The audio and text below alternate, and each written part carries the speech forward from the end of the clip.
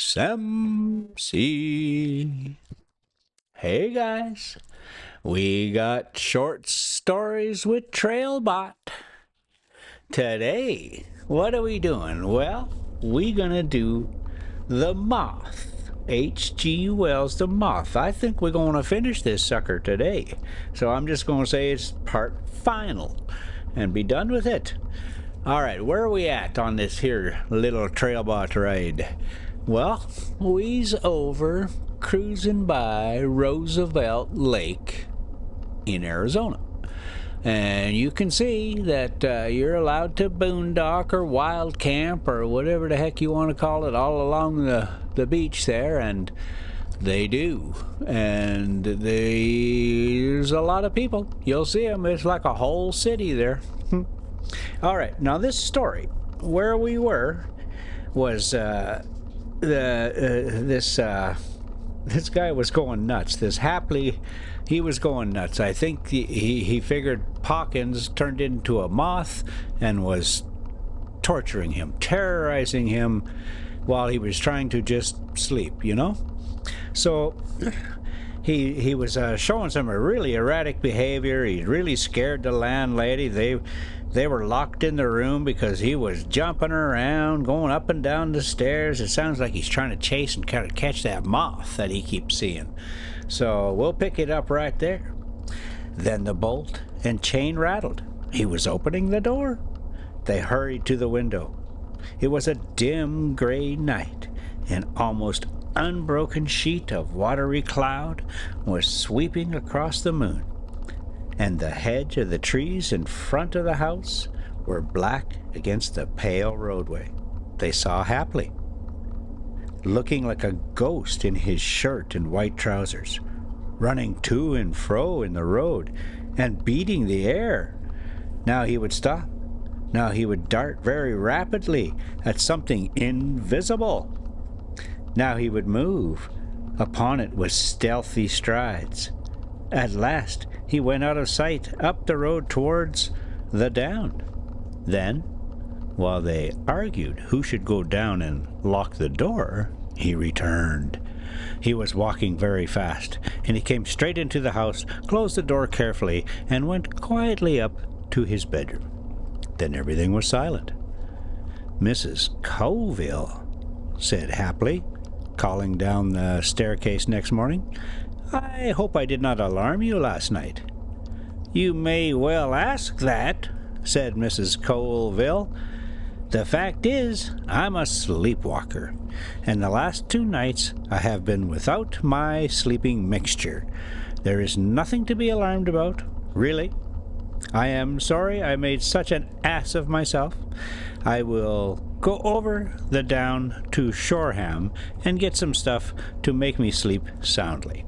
I ought to have done that yesterday." By halfway over the down, by the chalk pits, the moth came upon Hapley again. He went on, trying to keep his mind upon chess problems, but it was no good. The thing fluttered into his face, and he struck at it with his hat in self-defense. Then rage, the old rage, the rage he had so often felt against Hawkins, came upon him again. He went on, leaping and striking at the eddying insect. Suddenly he trod on nothing and fell headlong. There was a gap in his sensations, and Hapley found himself sitting on the heap of flints in front of the opening of the chalk pits, with a leg twisted back under him. The strange moth was still fluttering around his head. He struck at it with his hand, and turning his head saw 2 men approaching him. One was the village doctor. It occurred to Hapley that this was lucky. Then it came into his mind with extraordinary vividness that no one would ever be able to see the strange moth except himself, and that it behooved him to keep silent about it. Late that night, however, after his broken leg was set, He was feverish and forgot his self-restraint. He was lying flat on his bed, and he began to run his eyes around the room to see if the moth was still about. He tried not to do this, but it was no good. He soon caught sight of the thing, resting close to his hand, by the night light, on the green tablecloth. The wings quivered. With a sudden wave of anger, he smote at it with his fist, and a nurse woke up with a shriek. He had missed it. "That moth," he said, and then, "It was fancy, nothing." All the time he could see quite clearly the insect going round the cornice and darting across the room. He could also see that the nurse saw nothing of it and looked at him strangely. He must keep himself in hand. He knew he was lost. He was a lost man if he did not keep himself in hand. But as the night waned, the fever grew upon him, and the very dread he had of seeing the moth made him see it. About 5, just as the dawn was gray, he tried to get out of bed and catch it, though his leg was afire with pain. The nurse had to struggle with him. On account of this, they tied him down to the bed. At this, the moth grew bolder, and once he felt it settle in his hair. Oh boy. Then, because he struck out violently with his arms, they tied these also. At this, the moth came and crawled over his face, and happily wept, swore, screamed, prayed for them to take it off him, unavailingly. The doctor was a blockhead, or just qualified general practitioner, and quite ignorant of mental science. He simply said there was no moth. He had possessed the wit. He might still perhaps have saved Happily from his fate by entering into his delusion, and covering his face with gauze, as he prayed might be done. But, as I say, the doctor was a blockhead, and until the leg was healed, Happily was kept tied to his bed, and with the imaginary moth crawling over him, it never left him while he was awake, and it grew to a monster in his dreams. While he was awake, he longed for sleep, and from sleep he awoke screaming. Now, Happily is spending the remainder of his days in a padded room, worried by a moth that no one else can see. The asylum doctor calls it hallucination, but Happily, when he is in his easier mood and can talk, says it is the ghost of Pawkins, and consequently a unique specimen and well worth the trouble of catching. Woo! There it is, guys. That's the end of the moth. Wow. So Pawkins got him after all. You made him go nuts, and he's in a padded room now. Ha! All right, that's that one. Now let's take a look at this little ride.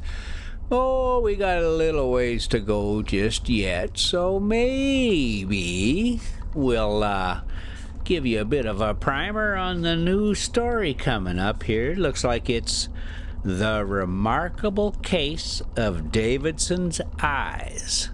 Now, I don't know, man. We're getting a little bit darker here. That, boy, that Avu Observatory, that kind of scared me. This moth thing, man, I'm going to have nightmares now.